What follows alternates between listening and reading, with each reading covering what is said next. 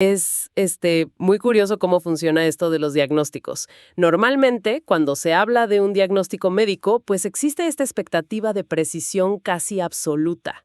Claro, como en la ingeniería. O sea, alguien se rompe un brazo, vas, te toma la radiografía, muestra esa línea blanca irregular y el médico simplemente señala la pantalla y dice, pues ahí está el problema. Exacto. Es un sistema súper binario. O está roto o no está roto. Y la verdad nos reconforta mucho que las cosas sean así de visibles, que se puedan categorizar sin margen de error. Sí, pero luego entramos al mundo del comportamiento humano, ¿no? Al desarrollo, al aprendizaje de hábitos o ya de plano a la terapia clínica. Y de repente esa máquina de rayos X parece que se descompuso por completo. Totalmente. Nos encontramos frente a un panorama que, honestamente, es bastante turbio. Empezamos a adivinar por qué alguien hace lo que hace o por qué reacciona de cierta forma. Es la definición misma de aguas turbias a nivel de diagnóstico. Y bueno, es el terreno perfecto para que proliferen las conjeturas. Conjeturas bien intencionadas, pero científicamente inútiles. Uf, sí. Por eso la inmersión profunda de hoy me parece tan vital. Porque básicamente vamos a construir esa máquina de rayos X para el comportamiento. Me encanta esa analogía. Sí, el objetivo de esta sesión es desentrañar los cimientos absolutos de lo que verdaderamente constituye la ciencia del análisis conductual aplicado, o bueno, ABA por sus siglas en inglés. Y para lograr esto, nos estamos apoyando en recursos súper avanzados. Sí, recursos clave para quienes se preparan para su certificación, específicamente basados en la sexta edición de la lista de tareas del BCBA. Y por supuesto los textos fundacionales como el famoso artículo de Bayer, Wolf y Risley de 1968. Ese artículo es como la Biblia del tema, ¿no? Totalmente. Ese trabajo de los años 60 estableció una línea divisoria que es inquebrantable. Separó la ciencia rigurosa de lo que podríamos llamar una simple modificación de conducta genérica. O ese puñado de trupos psicológicos que de repente uno lee en revistas o en TikTok. Exacto. Y para quienes buscan entender esta ciencia a fondo, hay 7 dimensiones críticas. 7 dimensiones que todo plan ABA debe cumplir. Si falta una sola, La máquina de rayos X se apaga. se apaga por completo, deja de ser ciencia clínica.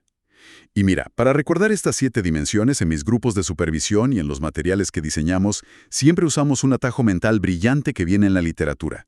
El acrónimo en inglés, Get a Cab. Que literalmente es como consigue un taxi, ¿verdad? Exacto. Consigue un taxi. Y cada letra es un pilar. Generality, Effective, Technological Applied, Conceptual y Systematic, Analytic y Behavioral. Hoy vamos a diseccionar ese taxi pieza por pieza para dejarlo clarísimo. Me parece perfecto, estoy lista y bueno, supongo que este viaje comienza necesariamente por el propósito de lo que estamos observando, ¿no?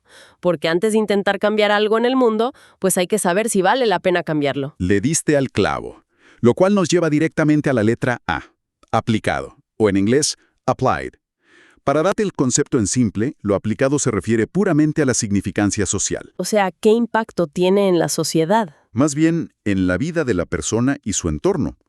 Mira, históricamente, la psicología a menudo se basaba en el trabajo de laboratorio, ¿no? Pensemos en las típicas ratas presionando palancas en cajas controladas. Claro, o las palomas de Skinner picoteando discos. Exacto, eso es ciencia básica y tiene su lugar, es fundamental. Pero la dimensión aplicada nos exige salir del laboratorio, nos exige resolver problemas humanos del mundo real. Entonces no se trata, digamos, de medir qué tan rápido alguien puede memorizar una lista de sílabas sin sentido solo para publicar un artículo súper académico. Para nada.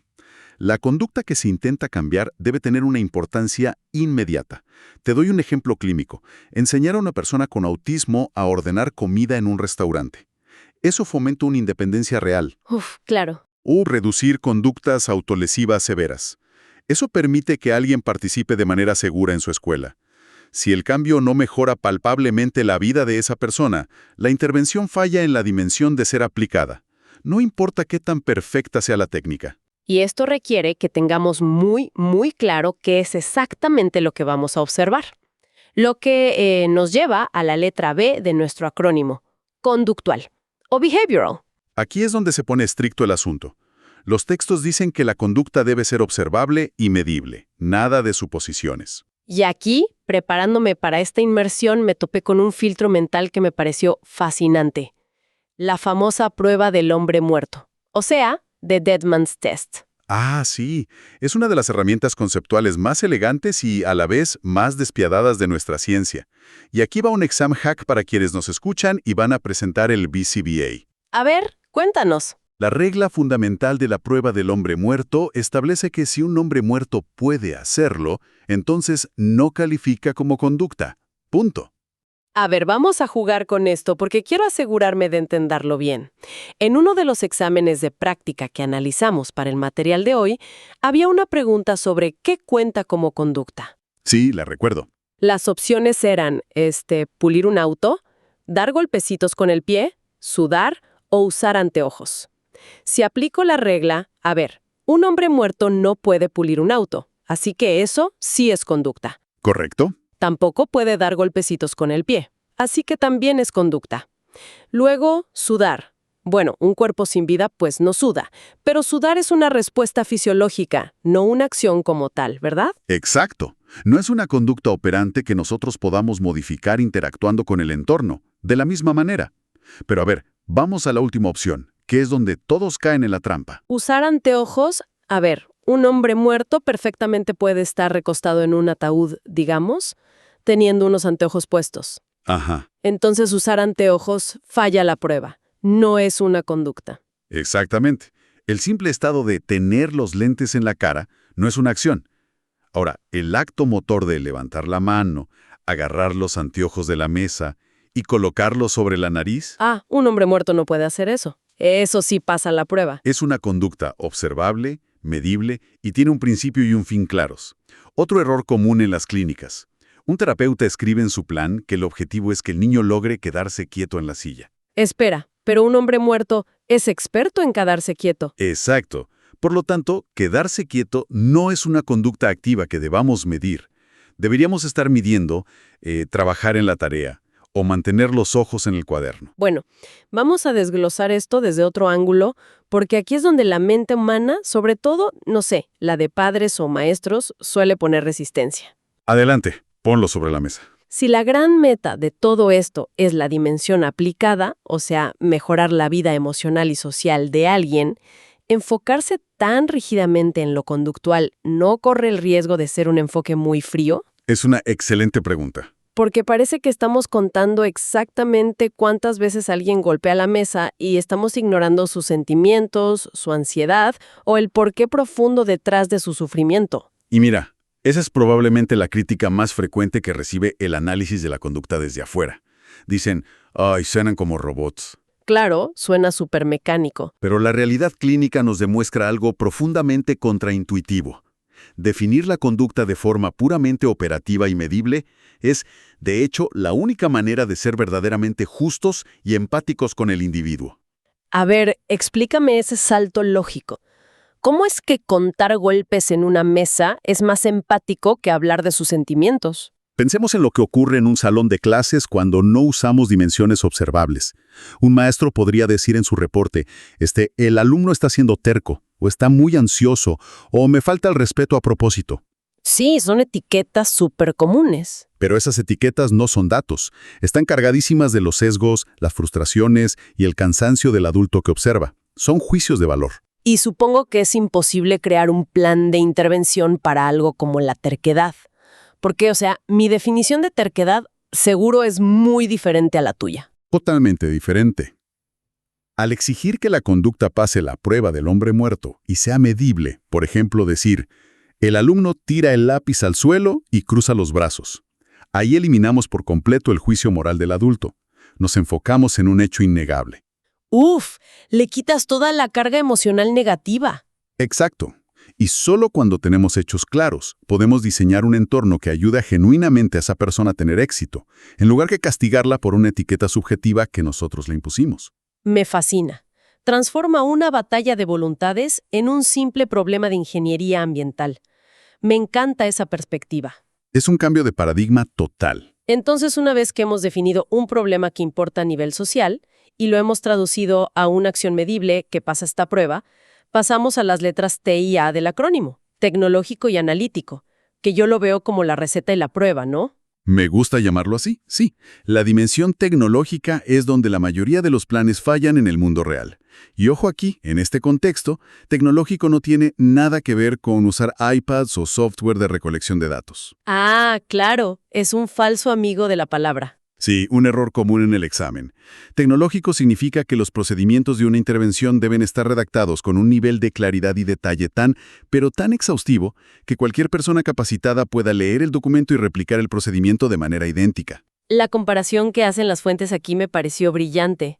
Ser tecnológico es como escribir una receta de repostería de alta precisión. ¿Tal cual?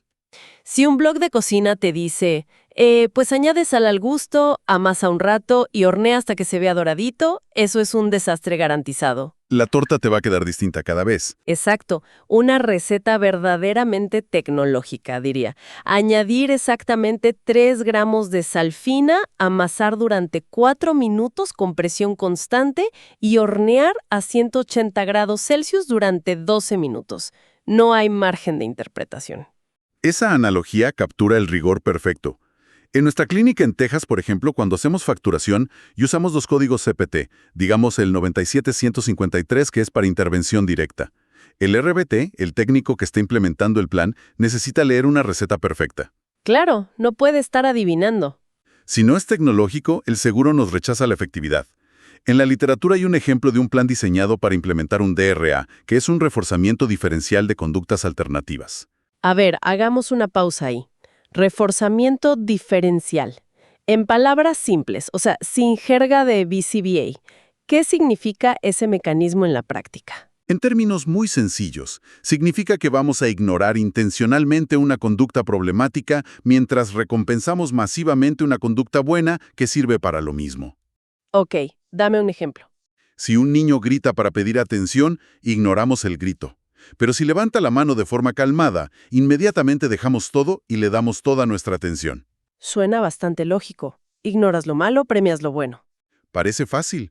El problema surge cuando el analista escribe el plan para los maestros o los padres y simplemente pone, reforzar al niño cuando se porte bien e ignorarlo cuando se porte mal. Violaste directamente la dimensión tecnológica. Directamente.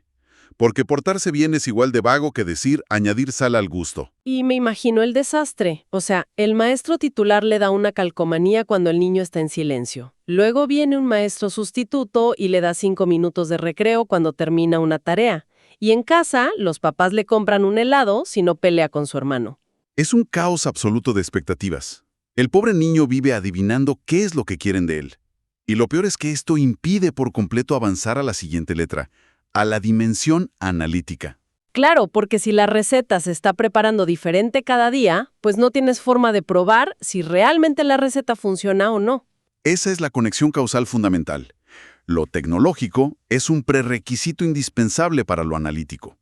Ser analítico significa que podemos demostrar control experimental. Que es una forma muy fancy de decir algo más simple, ¿no? Es la forma científica de decir, puedo probar con datos que fue mi intervención la que causó el cambio, y no el clima, ni el azar, ni que el niño durmió mejor esa semana. Y las fuentes mencionan que esto a menudo se logra a través de algo llamado diseño de reversión o un diseño AB-AB.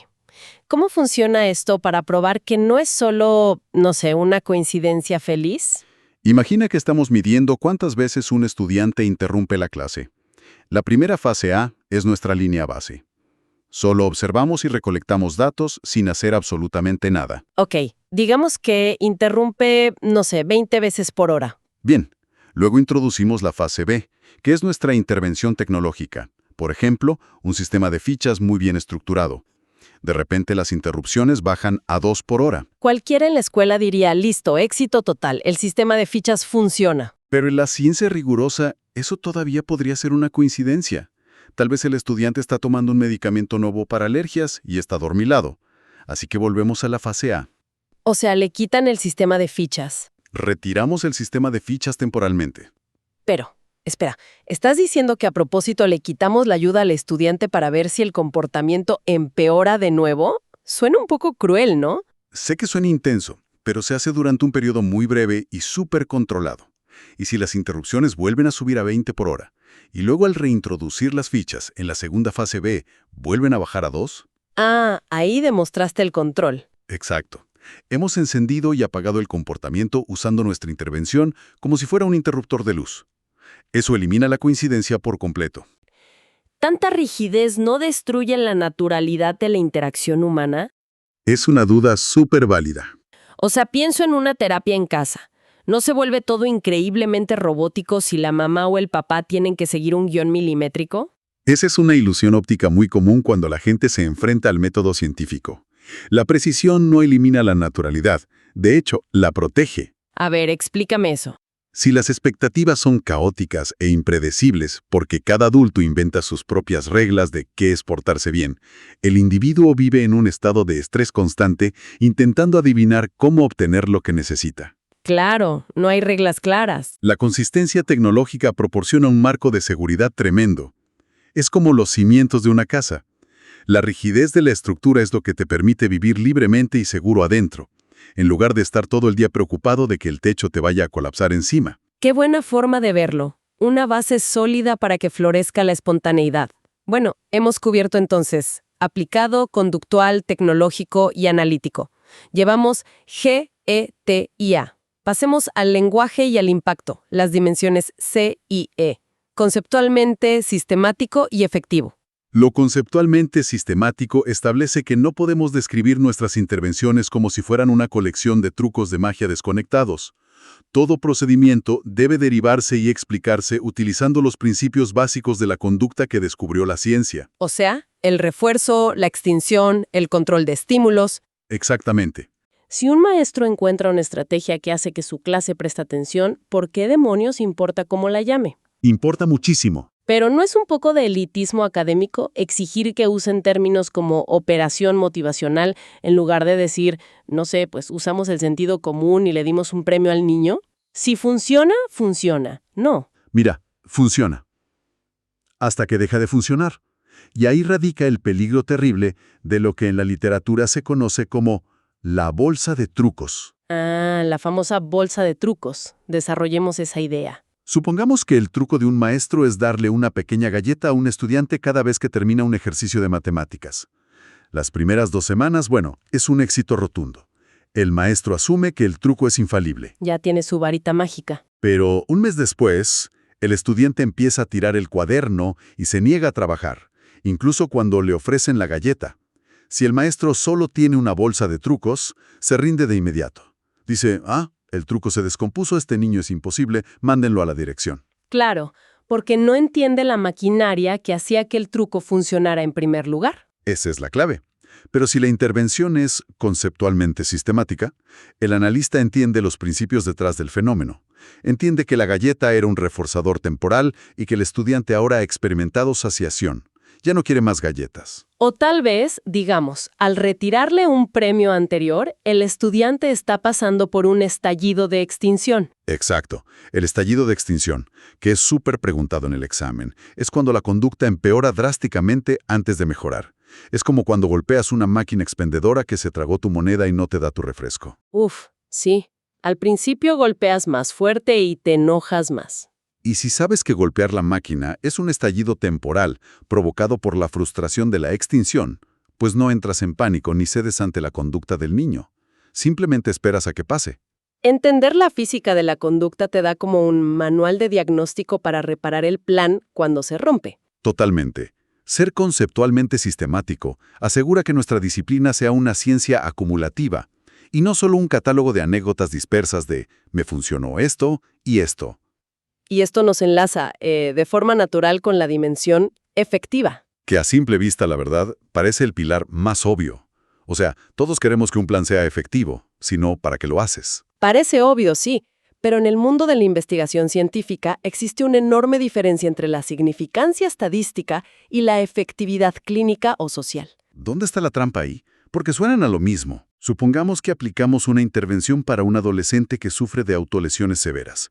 Se golpea la cabeza contra la pared un promedio de, digamos, 100 veces al día. Un caso súper crítico.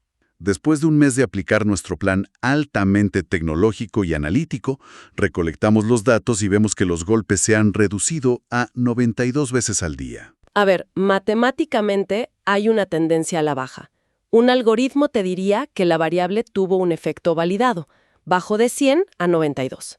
Pero la dimensión efectiva del ABA rechaza ese éxito matemático. Golpear tu cabeza 92 veces al día sigue siendo una crisis médica inminente. Claro, la persona sigue sin poder ir a la escuela, sigue aislada, sigue en peligro de causarse daño cerebral. Por lo tanto, el cambio no es de una magnitud práctica. La dimensión efectiva exige que la modificación mueva la aguja en el mundo real. El cambio debe alterar la calidad de vida del individuo de manera profunda. Si los datos muestran un gráfico descendente muy bonito en tu Excel, pero la persona no experimenta una mejora funcional en su vida diaria, ¿tu intervención fracasó? Es un estándar de rendimiento implacable para cualquier campo científico. No nos conformamos con p-values o significancia estadística. Queremos cambios de vida. Lo cual nos deja con una sola letra en nuestro recorrido. La G del acrónimo GetACAB, la generalidad.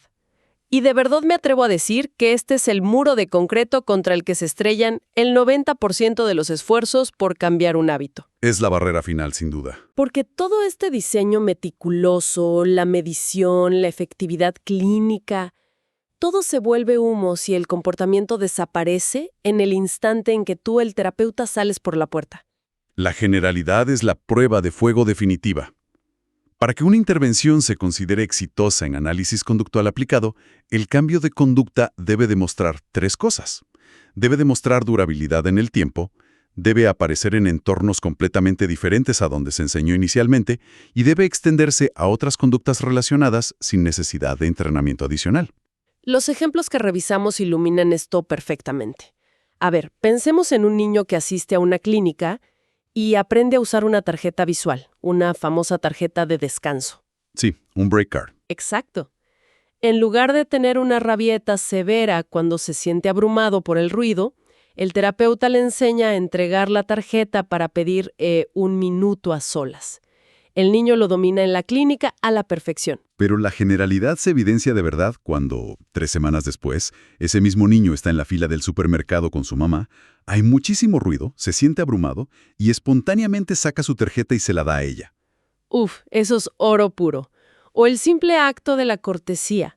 Alguien aprende a pedir por favor en la mesa familiar durante la cena. Si esa habilidad tiene verdadera generalidad, la persona aplicará esa misma conducta al pedir un libro en la biblioteca, al hablar con sus compañeros de clase, y lo seguirá haciendo, no sé, meses después de que los papás ya ni siquiera lo recompensen por cada por favor. Tal cual, ese es el objetivo. Pero aquí es donde entra la cruda realidad del mundo exterior. Y quiero plantear el escenario de fracaso más común. A ver. El niño domina la tarjeta de descanso en la clínica contigo.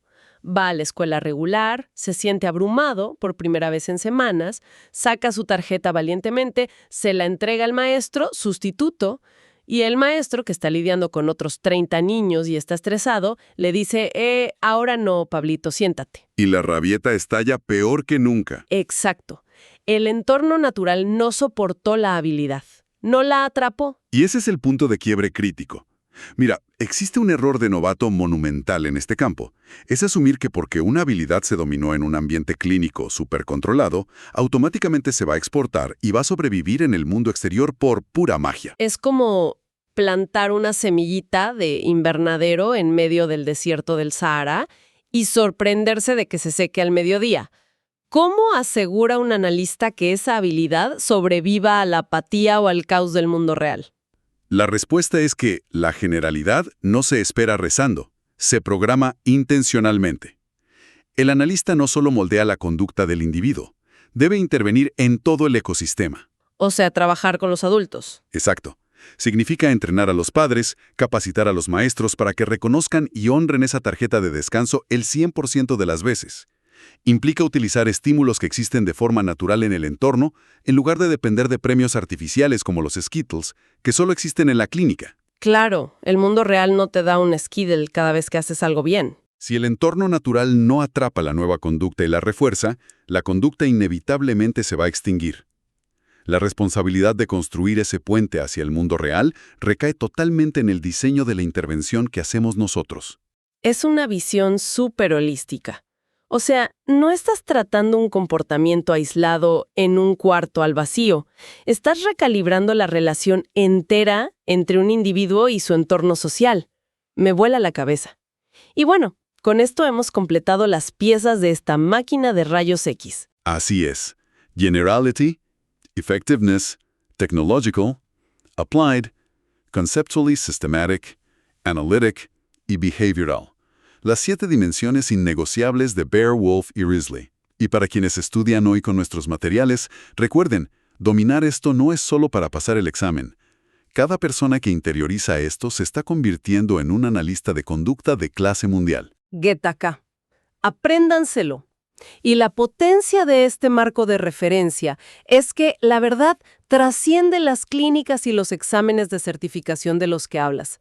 Resulta ser un lente implacable para evaluar cualquier intento humano de modificar hábitos. En cualquier ámbito de la vida. Pensemos en el mundo corporativo.